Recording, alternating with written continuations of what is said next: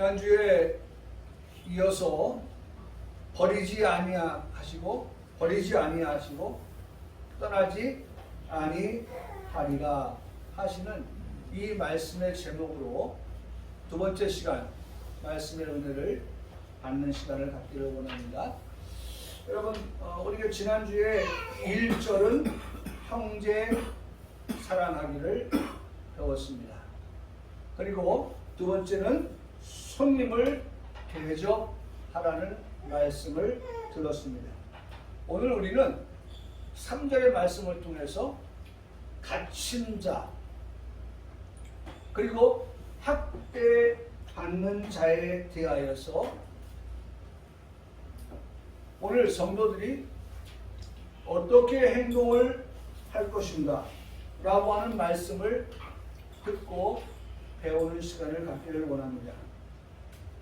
특별히 오늘 이 말씀에서 보면 이런 말씀을 합니다. 항상 우리가 말씀을 보면 이 말씀은 누구를 향해서 말씀하시는 것이고 그 말씀에 무엇을 말씀하시는 것인지에 대해서 듣게 되는데, 여기 보면 말씀을 듣는 너희에 대하여서 말씀하고 있습니다. 말씀을 듣는 너희, 너희 몸을 가진 너희. 우리 아직까지 몸을 가지고 있잖아요. 죽으면 몸과 영혼이 어떻게 분리가 되죠? 네? 분리가 돼요. 아직까지 살아있기 때문에 살아있는 우리에게, 너희에게 하시는 말씀입니다. 몸을 가진 너희에게 말씀을 하고 있는 것입니다. 그 너희는 1절의 너희이기도 합니다. 형제를 사랑하는 너희이고, 그 다음에 2절의 너희입니다. 손님을 대접할 줄 아는 너희가 되라는 말씀에서 그 너희는 계속해서 이어져서 3절에서 말씀하시는 것이 갇힌 자, 그 다음에 학대받는 자에 대한 너희의 생각, 너희의 태도, 너희의 행동, 너희가 어떻게 할 것인가에 대한 그러한 말씀을 우리에게 하고 계시다는 것입니다. 오늘 말씀해 보니까 몸이 갇혀 있다, 몸이 학대를 받는다 라고 말씀하고 있습니다.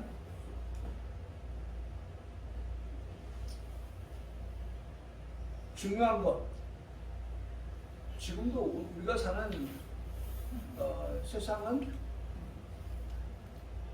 그 적어도 법은 옛날과 달라서 뭐 김종철인가요? 뭐 영화 툭 치니까 퍽 하고 쓰러졌다 뭐 그런 거 있잖아요. 그런 어떤 고문이 있었단 말이죠. 근데 지금 그런 것이 있을 수가 없죠. 인권 때문에. 근데 참 이 말씀을 보면 더 안타까운 것은 우리의 가정 안에서 이런 일이 일어나고 있다는 거예요.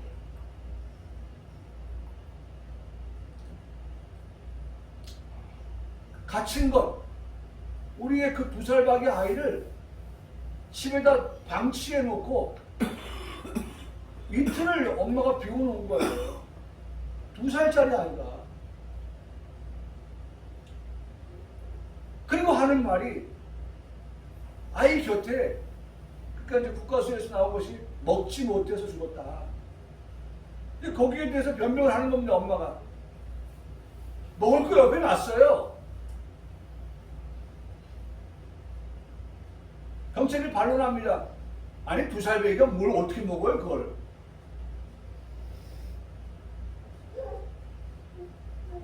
아이를 집에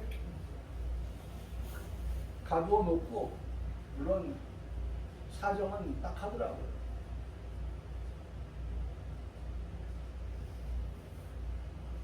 홀로 되어서 아이를 키우면서 나가서 일을 해야 되는 그런 상황이었다고 하는 거예요. 근데 이해가 안 되는 것은 그렇게 하고 잠을 그 모텔에서 자고 집에 돌아와야죠. 일이 늦게 끝나든 뭐 하여튼 돌아와서 집에는 아이가 있으니까 내가 배 아파서 낳은 아이가 있잖아요. 그 아이를 돌봤어야죠. 근데 결국은 아이가 사망에 이르게 되었어요. 집안에서 일어나는 일입니다. 그 다음에 학대. 이게 다 집안에서 일어나시는 일들이에요.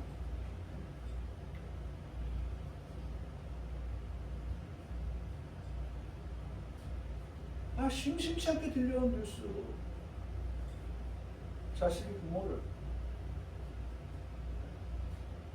학대, 그 이상. 여러분 뉴스만 딱 이렇게 검색해보면 참 이런 안타까운 뉴스들을 대할 때가 많아요. 그러면 지금 이 3절의 이 말씀, 갇힌 자, 학대받는 자, 그러면 이렇게 가정에서 또는 세상에서 일어나는 그와 같은 형태의 것을 말씀하느냐라고 하는 것은 성경이 그걸 말씀하고 있는 게 아니죠. 자, 중요한 것은 이 말씀을 동일한 선상에서 놓고 볼 수 있는 것이 1절에서 형제의 사랑을, 우리 집에 있는 형제를 말씀하는 것도 형제이지만 성경이 그 형제의 사랑에 대해 말씀할 때 그 형제는 어떤 형제냐라고 하는 것을 다시 한번 우리가 배움을 상기해야 됩니다. 형제는 거룩함을 입은 형제들이라고 했습니다. 거룩하게 하시는 자를 통해서 거룩함을 입은 그 형제들, 다시 말하면 예수 그리스도의 보혈로 맺어진 형제들, 그들을 계속해서 어떻게 사랑하라 라고 말씀하셨어요. 오늘 그리스도 예수 안에서의 형제예요. 또 손님을 대접하라고요? 어떤 손님입니까? 아브라함을 통해서 우리에게 들려주신 말씀, 천사, 하나님, 그 손님에 대해서 하나님을 어떻게 대접할 것인가 라고 하는 것. 영적인 부분에서 우리가 이 말씀들을 다뤄왔어요. 그렇다면 이 3절의 말씀에서 갇힌 자와 학대받는 자는 육신적이고 세상적인 그런 것으로서의 갇히고 그 다음에 학대를 받는 것 정도가 아닌 영적으로 이 말씀을 계속해서 끌고 가면서 이 말씀을 대하게 되는데, 여러분 여기 학대받고 그 다음에 갇힌 자는 무엇 때문에 갇히고 무엇 때문에 학대를 받는 자인가 라고 하는 것을 우리에게 말씀해 주고 있어요. 무엇 때문입니까? 이것은 그들이 의로움과 거룩함을 지키기 위해서, 우리가 의로운 삶을 살고 거룩한 삶을 살고 하나님의 자녀된 삶을 살아가기 위해서 받게 되어지는 때로는 갇힘이고 때로는 그런 학대를 받는 것이라고 할 수 있습니다. 다시 말하면 복음을 수호하다가 또는 복음을 전파하다가 받게 되는 그러한 몸, 그러한 육체적 핍박을 말씀하고 있는 거예요. 그래서 여러분 제가 우리 성도들을 생각하면서 설교를 준비하는데 이런 자료들이 있는데, 이런 자료들을 주일 설교 때 다 보려고 하면 다 말씀을 드리고 싶은데 그 말씀을 드리는 시간이 모자랄 것 같아서 여러분 우리 성도님들에게 3일에 걸쳐서 예수님의 12제자 그들의 생애와 그리고 그들이 받은 핍박과 순교, 이것에 대하여서 카톡으로 올려드렸습니다. 첫째 날 4명, 둘째 날 4명, 셋째 날 4명 해서 12명의 예수님의 제자, 사도들에 대한 그러한 그들의 생애와 그들의 마지막 순교의 모습까지 생생한 글들을 여러분들한테 말씀을 드렸습니다. 사랑하는 성도 여러분, 그걸 읽으셨습니까? 여러분 읽으셨으리라고 믿고, 읽지 못하신 분들은 한번 다시, 뭐 그렇게 시간 많이 안 걸립니다. 5분도 안 걸려요.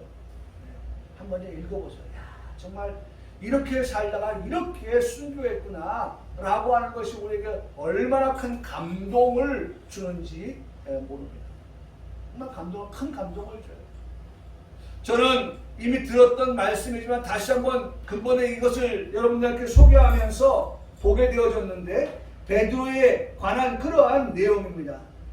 여러분, 베드로는 정말 예수님의 수제자라고 말씀을 드릴 수 있는데, 예수님의 수제자인 베드로의 그 생애와 그의 순교의 그 끝모습, 이것을 너무나도 잘 말씀해 주고 있는데, 이런 내용입니다. 7번에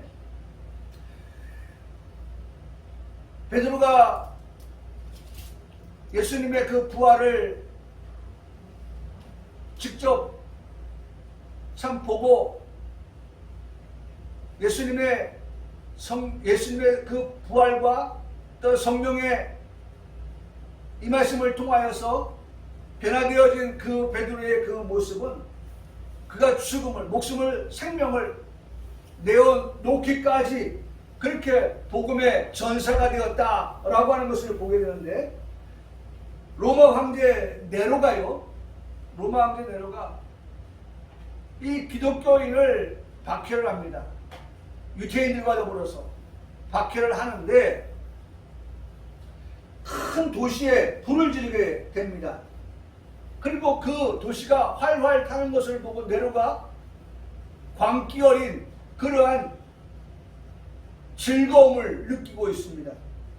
그리고는 그 화재의 책임을 그리스도인들에게 전가를 합니다. 책임을 돌립니다. 그리스도인들로 하여금 원성과 원망을, 그리고 그리스도인들에 대한 거부감을 얻게 하기 위한 목적이 그 안에 있습니다. 이러한 결과로 인해서 기독교인들의 수백 명이 잔인한 방법으로 죽임을 당하였습니다. 그때 당시에 로마의 이 네로 황제의 즐거움이 되어줬던 한 마술사가 있었는데, 시몬이라고 하는 마술사입니다. 그 마술사가 오늘은 그야말로 하늘을 나는 그러한 묘기를 보여주겠다고 합니다. 그 자리에 네로, 그 다음에 그 자리에 베드로와 바울도 있었습니다. 그런 일들을 보여주는 그 시몬을 향하여서 베드로와 바울이 기도하였습니다. 그 시몬이 마술을 통하여서 보여주는 매직이거든요. 눈속임이거든요. 그것을 보여줄 때에 기도하는 베드로와 기도하는 바울을 통하여서 그 시몬이 하는 그 마술이 어떻게 되었습니까?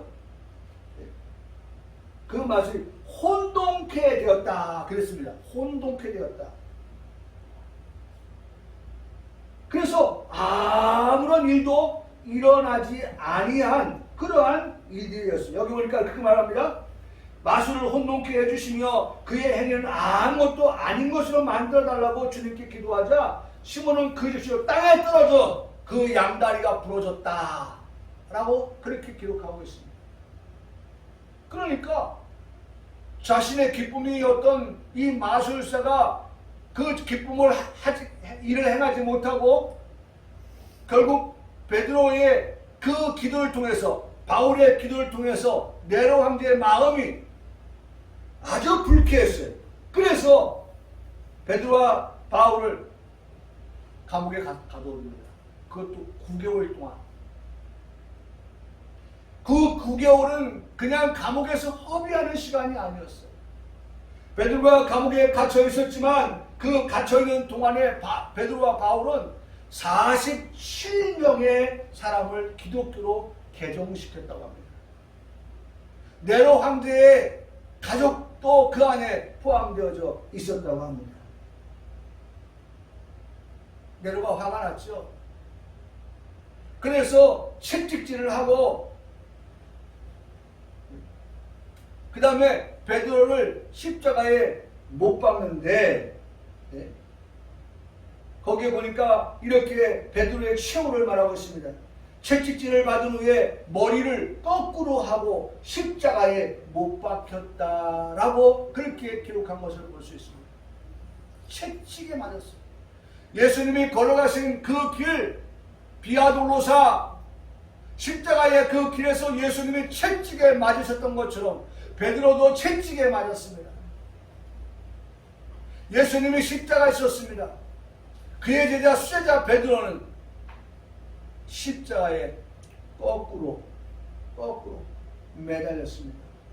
그는 자신이 그의 사랑하는 주님과 똑같은 방법으로 고난을 받을 수만은 없다. 나는 그런 존재, 그런 가치가 되지 못한다 라고 생각하고 죽을 때 스스로 이처럼 고통스러운 자세를 취하여 죽었다 라고 그렇게 말하는 내용을 읽어볼 수 있습니다. 여러분, 육신을 가진 몸을 가진 베드로가 갇혔습니다. 그가 학대를 받았습니다. 무엇 때문입니까? 자신의 부귀와 자신의 영달과 자신의 어떤 유익한 것들을 얻기 위하여서 받게 되는 그러한 갇힘입니까? 학대입니까? 아니었어요. 베드로뿐만이 아닌 이와 같은 제가 올려드렸던 12명의 그와 같은 제자, 사도들의 그 모습은 바로 베드로와 동일한, 그래서 말씀을 드렸지만 어떤 제자는 칼로, 어떤 제자는 십자가로, 어떤 제자는 돌에 맞아서 죽은 그와 같은 그런 순교자의 모습을 우리에게 말씀해 주고 있습니다. 사랑하는 성도 여러분, 예수님께서는 죄인된 나를 위하여서 십자가에서 죽어주셨습니다. 저는 이 말씀을 준비하면서 역지사지라고 하는 그런 단어를 생각해 봤습니다. 역지사지. 예수는 나를 위해서 십자가에 죽어주셨다고 하면 역지사지, 나는 그 예수님을 위하여서 무엇을 할 수 있는가, 해드릴 수 있는가. 복음의 일꾼 되는 것입니다. 오늘 우리가 거룩한 삶을 살아가는 것입니다. 의로운 삶을 살아가는 것입니다. 그 과정에서 괴로움이, 그 과정에서 고난이 닥쳐온다 하여도 피하지 아니하고 내 육체에 채우면서 그 길을 여전히 뚜벅뚜벅 걸어가는 그러한 우리의 삶을 말씀하고 있는 것입니다. 여러분, 고린도서 1장 23절로 24절의 말씀에 보니까 이런 말씀을 쭉 하는데, 여기 24절에 나는 이제 너희를 위하여 받는 괴로움조차도 어떻게 한다? 기뻐한다. 그 괴로움은 무엇 때문입니까? 복음의 그 전파, 그것을 위하여서 받게 되는 괴로움이 있다 할지라도 그 괴로움을 괴로움으로 여기지 아니하고 오히려 그 괴로움을 뭘로 승화시켰습니까? 기쁨으로 승화시켰습니다. 기뻐하고 라고 말씀하고 있어요. 그러면서 뭐라고 말씀합니까? 그리스도의 남은 고난. 오늘 여전히 복음이 전파되어져야 되는 그 고난, 복음이 전파되어질 때 받게 되는 그 고난이 있다라고 하는 것을 전제하면서 그 고난이 우리에게 있다 할지라도, 복음을 전함에 따라오는 고난이 우리 앞에 있다 할지라도 그 고난을 어떻게? 몸된 교회를 내 육체에 뭐한다? 채운다. 고난이 있다 할지라도 고난을 마다하지 아니하고, 고난이 있다 할지라도 고난을 회피하지 아니하고, 그 고난을 내 몸에 채우면서조차라도 나는 복음의 일꾼이 되겠다라고 하는 그런 바울의 고백을 듣게 되면서 그 고백이 우리의 고백이 되기를 원하시고 계시는 것입니다.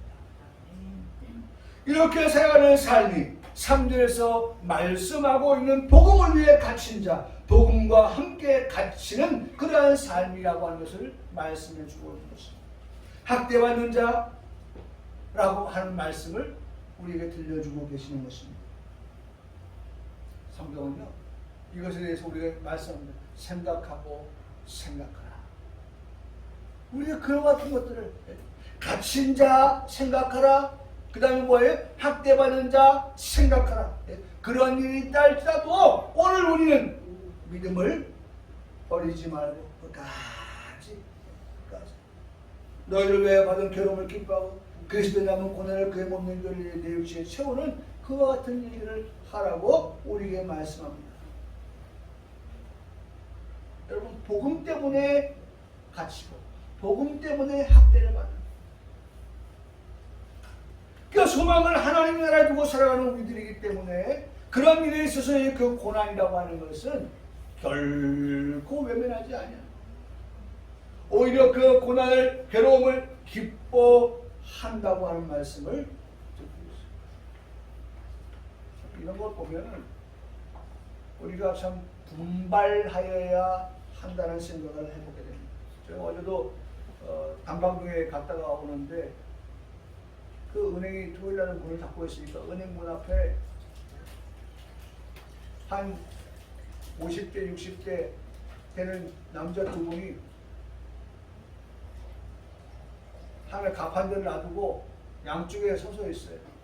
지나간 사람들한테 인사를 해. 누굽니까? 이단자들이에요. 이단자들. 그 이단자들이 나와서 포교하는 거예요. 포교. 오늘 우리의 교회 현실을 생각해 봅니다. 우리의 교회가 정말 복음으로 인하여서 어려움이 있고 순환이 있고 한다 할지라도 우리는 그 복음을 위하여서 받게 되는 괴로움조차도 우리가 내 몸에 채우면서 복음을 전하는, 그리고 나 스스로는 하나님 앞에 의로운 삶과 거룩한 삶을 살아가기를 힘쓰는 그러한 성도의 삶이 되라고 우리에게 말씀해 주고 계십니다. 두 번째, 오늘 4절의 말씀을 봅니다. 4절의 말씀. 4절의 말씀에 오니까 이렇게 말씀하고 있어요. 모든 사람은, 한번 따라가시겠습니다. 결혼을 귀히 여기고 결혼을 귀히 여기라고 말씀하고 있습니다. 여러분, 결혼을 한 우리 성도들이요, 결혼을 귀히 여기시기 바랍니다. 앞으로 결혼을 할 우리 청년들이요, 결혼을 하게 될 때에, 그 결혼을 했을 때에 결혼에 대해서 어떻게 여기라? 귀히 여기라. 여러분, 꼭 명심하십시오. 저는 이 말씀을 준비하면서 제가 주례를 2번 해봤지만 3번째 하는 그 커플에 대해서는 내가 이 말씀, 히브리서 13장 이 4절의 이 말씀을 가지고 내가 주례를 서야겠다 하는 생각을 해봤어요. 결혼을 귀히 여기라. 이 제목이에요, 그냥. 결혼을 귀히 여기라. 귀히 여기십시오. 여러분, 2023년도 1월 26일 통계청이 발표한 내용을 한번 찾아봤습니다. 2023년 1월 26일 날 발표했지만 근거는 2022년 11월 인구 동향 보고서라고 하는 것이 올라와 있었는데, 그에 따르면 2022년 11월 출산할 수는요 18,982명이었습니다. 거기에 우리 시원이가 있습니다. 18,982명. 마이너스 4.3%가 출생아가 감소했다고 합니다. 우리가 뭐 잘 알잖아요. 우리나라 출생률이 세계 1위라고 하잖아요. 저출산율이요. 저출산율. 그러니까 작년 한 해만 해도 4.3%가 줄은 거예요. 그에 비해서 사망자는 31,107명. 거기에 또 우리 장로님들 31,107명. 1,741명이 증가했다는 거예요. 6.1%의 증가를 보였다는 거죠. 사망자가. 혼인 건수는 17,458건. 2.2%가 증가했다고 합니다. 이혼 건수는 8,498건, 3.1%가 감소했다는 것입니다. 다행인 것은 혼인 건수는 증가하고 이혼 건수는 감소했다는 통계를 듣게 되어서입니다. 오늘 본문은 중요한 말씀을 우리에게 들려주고 있습니다. 특별히 우리 기독교인들에게 중요한 말씀입니다. 혼인을 어떻게 하라? 귀히 여기라. 혼인을 귀히 여기십시오.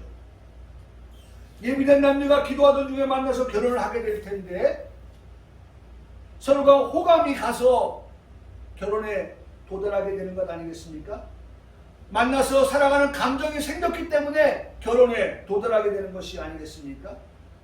만나서 미래를 약속하는 중에 결혼에 이르게 되는 것 아니겠습니까? 그런데 그 미래를 아무도 모른다는 것입니다. 미래에 기쁜 일만, 행복한 일만 있기를 바라면서 두 사람이 결혼을 하게 되지만 우리가 살아봐서 알지만 원치 않는 일이 없었습니까? 원치 않는 일도 있었어요. 그러나 끝내 이 모든 것을 이기고 함께 부부가 말이죠. 부부가 함께 힘을 모아서 살아왔습니다. 함께 지혜를 모아서 이기고 앞으로 나아갔습니다. 섣부른 생각, 섣부른 판단으로 이혼을 하는 일이 있어서는 안 되는 것이지요. 그래서 오늘 본문은 결혼하여서 부부가 된 남편과 아내 두 사람에 대해서 말씀하고 있습니다. 부부, 남편과 아내 그 두 사람에게 뭐라고 말씀해요? 결혼을 귀히 여기십시오. 남편에게 말씀합니다. 결혼을 귀히 여기십시오. 아내에게 말씀합니다. 결혼을 귀히 여기라. 네. 여러분 여기 귀히 여긴다라고 하는 말은 이 말씀은 사랑을 받는 그런 뜻이에요. 그러니까 결혼을 귀히 여긴다. 결혼을 두 사람이 하는 거잖아요. 남자와 여자가 하는데 이 남자가 여자로부터 아내로부터 어떻게 사랑을 받는 존재가 되라는 거예요. 또 반대로 남편이 아내를 어떻게 사랑하는 그러한 관계가 되라는 거예요. 사랑을 받는 그러한 존재가 되라는 거예요. 부부는 결혼을 귀히 여긴다고 하는 것은 사랑을 서로가 받는, 사랑을 하고 사랑을 받는 중요한 말씀입니다. 귀히 여김의 시작은, 귀히 여긴다고 하는 시작은 서로가 어떻게 남편이 아내를 사랑해주고 사랑을 받고 아내가 남편을 사랑해주고 사랑을 받는 이 양쪽의 일방이 아닙니다. 쌍방의 관계가 되어질 때에 비로소 어떻게 해요? 결혼을 귀히 여기며 살아가게 되어진다는 것입니다. 여러분 결혼 맺을결 열매 맺을결 그 다음에 혼인할 혼 혼인이 성사되었다 열매를 맺었다 라고 하는 것이 결혼입니다. 시작할 때 사랑해서 상대에게 결혼하자고 하는 것 아니겠습니까? 남자 쪽이 되었던 여자 쪽이 되었던 청혼 곧 프로포즈를 하여서 성사된 결혼 아니겠습니까? 그러니 부부는 서로가 주의할 뿐만 아니라 적극적으로 사랑을 주고 사랑을 받는 관계가 될 때에 어떻게 결혼을 귀히 여기는 부부가 된다라고 말씀하고 있는 것입니다. 여러분 잘 들으세요. 결혼을 해서 가정을 이루고 살아가는 부부는요 반드시 귀한 가정, 귀한 결혼이 되기 위해서는 서로가 어떻게 사랑을 받는 존재, 사랑을 하는 존재가 될 때에 그 결혼, 그 가정은, 그 부부는 어떻게 귀한 그러한 결혼에 이르게 되어진다라고 하는 것입니다. 두 번째, 귀히 여긴다고 하는 말의 뜻은요 존경한다는 거예요. 귀히 여긴다. 결혼을 귀히 여긴다. 사실 여러분 결혼이라고 하는 것은 결혼 어떤 몇 년 몇 월 며칠 어느 예식장에서 결혼했다 그걸 말하려고 하는 게 아니에요. 사실 결혼의 주체는요 한 남자와 한 여자예요. 결혼을 말하고 있지만 그 당시에 신랑된 남자, 신부된 여자 이 두 사람의 관계를 말하는 거예요. 그러면 그 두 사람 신랑과 신부의 관계는 어떤 관계냐? 서로 귀히 여기는 관계라고 하는 것은 존경하는 관계다 라고 말씀합니다. 남편이 아내를, 아내가 남편을 어떻게 해요? 존경하는. 여러분 제가 이것을 준비하면서 참 좋은 그런 의미 있는 글이 있어서 하나 찾아봤는데요. 신형철 문학평론가가 한 말인데 공감이 되어서 여러분들께 소개합니다. 존경이란 말은 인플레이션이 심하다. 존경이란 말은 인플레이션이 심하다. 인플레이션이 뭡니까? 물가가 올라가고 그 물건을 사려고 하는 돈의 가치는 떨어지고, 물가가 올라가고 돈의 가치는 떨어지고, 이 인플레이션이에요. 반대는 디플레이션이죠. 이 인플레이션이 심하다는 거예요. 존경에. 무슨 말이냐면 존경합니다 라고 말은 하는데 속은 존경하지 않는, 겉과 속이 너무 다른, 이 존경이라고 하는 그 말에 인플레이션이 심하다. 참 제가 공감이 되었어요. 네?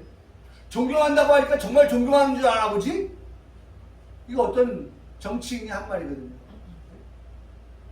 존경 안 하는데 우리 여러분 특히 정치인들한테 그런 거 많이 보는데 존경하는 누구 의원님 지금 막 치고받고 싸우고 있는데 말은 뭐라고 해요? 상대에게 존경하는 무슨 의원님이라고 해요. 아니 정말 부끄러워요. 제가 볼 때마다 야, 어쩌면 저건 어떻게 입에 달고 살지? 저건 어떻게 입에 달고 살지? 아니 방금 저 싸웠는데 싸운 저들이 상대를 나가서 존경한다고? 야, 이 말이 안 된다. 제가 그 생각을 합니다. 여러분 인플레이션이 심하다. 우리 그런 것들이죠.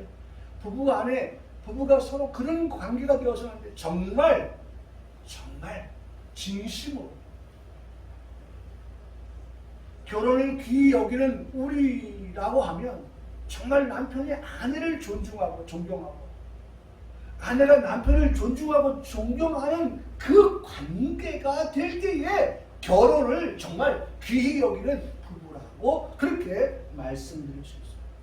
난 제가 주를 하면서 이 두 사람 앞에서 그렇게 얘기해주고 싶더라고요.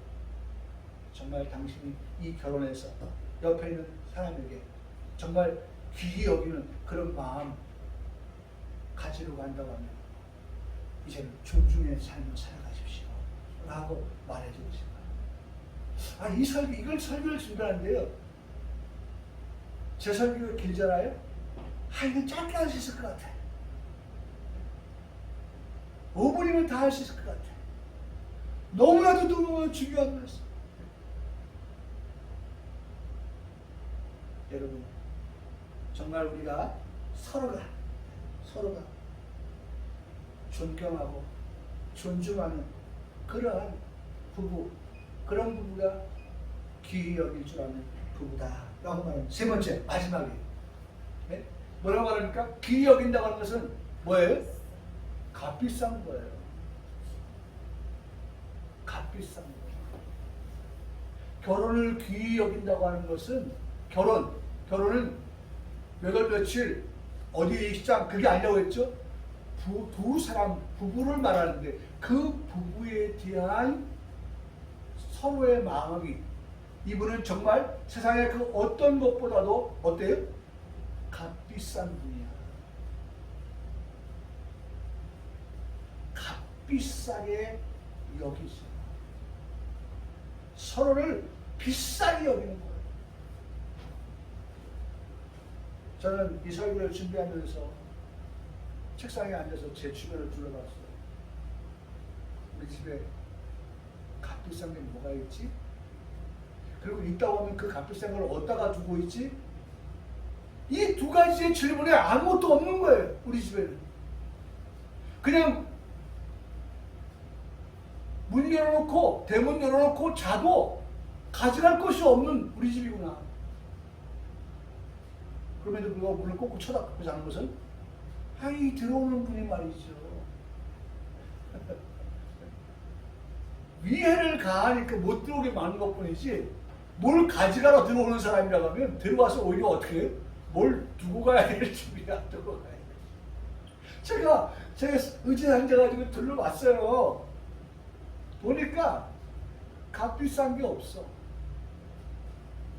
그래서 마침 내 방에 들어온 우리 둘째 딸에게 물어봤어요. 야, 너는 값비싼 게 뭐가 있니? 아이가 하는 말 딱히 없네요.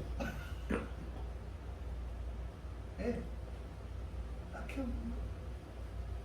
사랑하는 성도 여러분, 여러분들의 가정에는 무엇이 값비싼 귀히 여기는 그러한 것이 있습니까? 그와 같은 것들을 어디에 간수하십니까?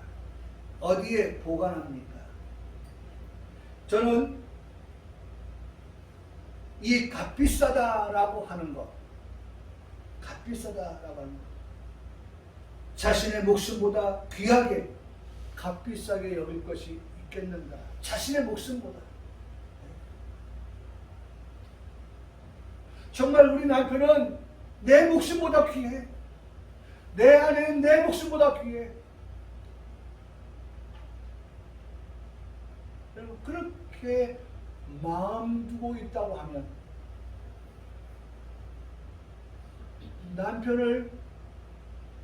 남편이 아내를 값비싼 것의 리스트 1번으로, 목록의 1번으로, 아내가 남편을 값비싼 존재로의 리스트 1번, 목록으로 두는 그 부분은 어떤 부분이야?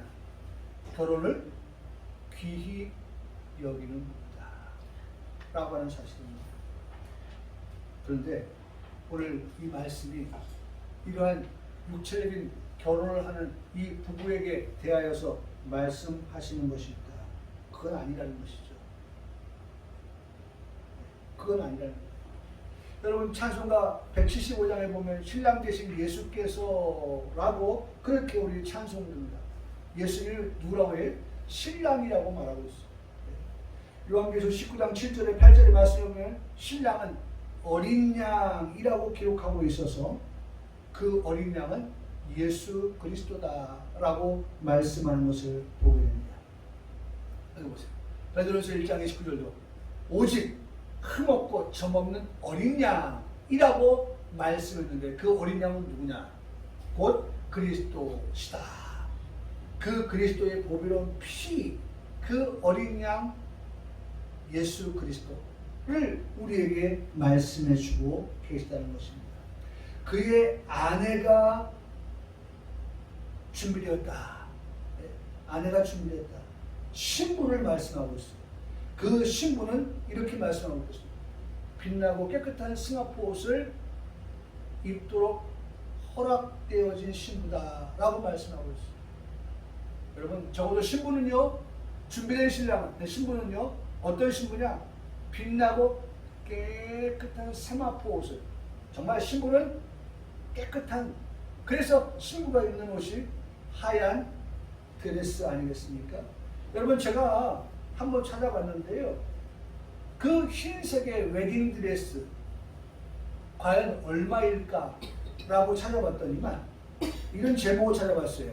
세계에서 가장 비싼 웨딩드레스라고 제목을 달아 찾아봤더니 10위에서부터 1위까지가 나와져 있는데 10위 제시카 비엔다고 한 사람이 입었던 드레스인데 1억 2천만 원의 웨딩드레스였다고 합니다.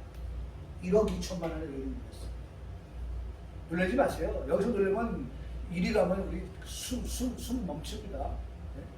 자, 2위 대망의 1위 중간에 뭐 네?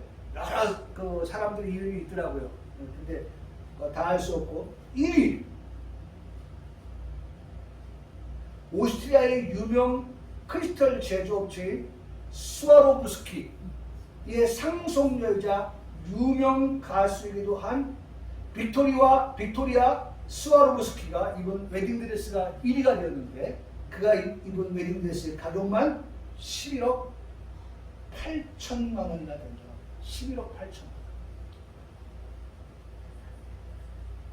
좀 더 설명이 되어졌는데 그 드레스의 무게만 46kg에 달한다고. 근데 어떻게 46kg가 되었나 봤더니 그 남편이 뭐예요? 뭐 하는 사람이? 예? 크리스탈 제조업자였잖아요. 그 드레스에다가 뭘 박았어요? 크리스탈을 달았기 때문에. 크리스탈을 얼마나 달냐? 50만 개나 달았다. 50만 개를 달아놓으니 드레스가 46kg나 나갈 수밖에 없었던 것이죠. 사랑하는 성도 여러분, 저 같은 사람이 그 비싼 것만 받겠습니까? 싼 게 얼마 있나 그랬더니 6만 원짜리 있어요. 예, 6만 원짜리 있어요. 6만 원에서 11억 8천만 원이 되어지는 이 간격.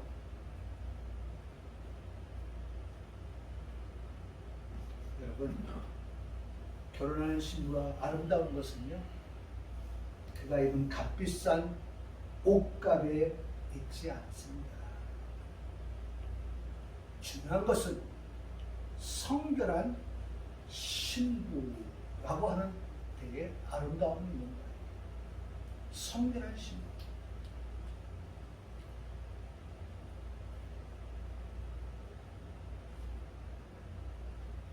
여러분, 지금 우리가 성의 문화가 정말 바닥을 치고 있지만 정말 우리 교회가 선포해야 될 말씀 가운데 성결한 신부가 되십시오. 성결한 신랑이 되십시오. 오늘 우리에게 말씀. 그게 아름다움이에요.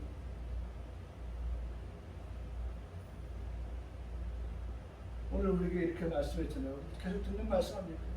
거룩하게 하시는 이와 거룩하게 입은 자들 다 한 그런. 그러므로 형제라고 거룩하게 살아가라는 거예요. 거룩하게. 오늘 신부는 거룩해야 돼요. 신부는 깨끗해야 돼요. 의로워야 돼요.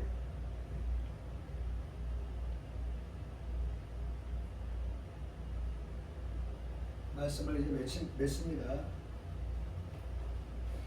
참 좋은 말씀이 너무 많아요. 여기 보면 헵시바, 뷸라, 오직 너를 이제 헵시바라, 또 내 땅을 뷸라라 라고 하는데 이보세요.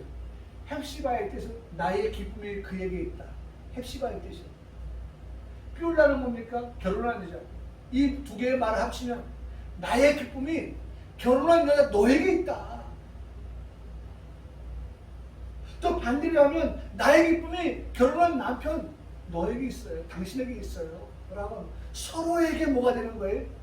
결혼을 통한 기쁨이 있는 거예요. 당신을 바라볼 때마다. 우리 주님이 신랑 되시고 우리가 신부 되었을 때에 우리 주님 우리를 바라볼 때 뭐예요? 기쁨이 되어주는 거예요. 그분이 우리에게 기쁨이 되어주는 그러한 우리의 삶을 우리에게 말씀을 해주고 계시는 것입니다. 그런 그들에게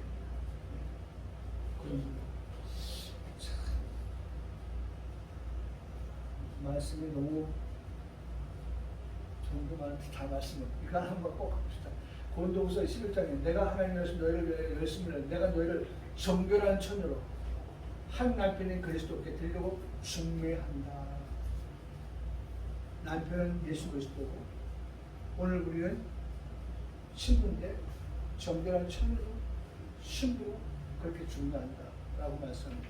그러므로 이제 우리의 말씀의 결론은 어떻게 돼? 디카요마, 흠없고 거룩하고 의로운 삶을 살아가는 우리가 되어서 디케, 심판하실 때 주님 앞에서 정말 의로운 자로 신부로 그렇게 거룩한 자로 신부로 서는 그러한 우리 성도들, 이번 한 주간도 성도들의 옳은 행실을 가지고 살아가는, 옳다 그렇게 인정을 받는, 거룩하다 인정을 받는 그러한 성도의 삶이 진행되어지기를 주님의 이름으로 축복합니다. 아멘.